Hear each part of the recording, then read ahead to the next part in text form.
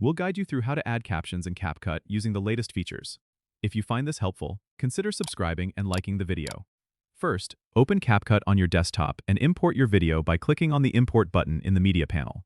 Once your video is loaded, drag it onto the timeline. To add captions, you need to go to the Text tab, which you'll find on the upper left side of your screen.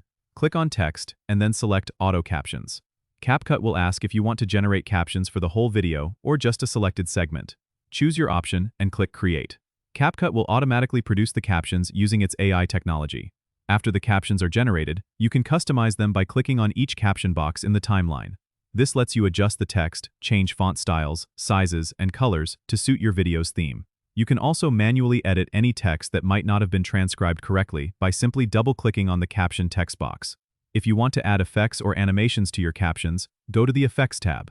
Here, you can choose from a variety of text animations and effects to make your captions more engaging. Once you're satisfied with your captions, play back your video to ensure everything is in sync. If everything looks good, go ahead and export your video by clicking the Export button at the top right. Choose your desired settings, then click Export again to save your video with perfectly synced captions.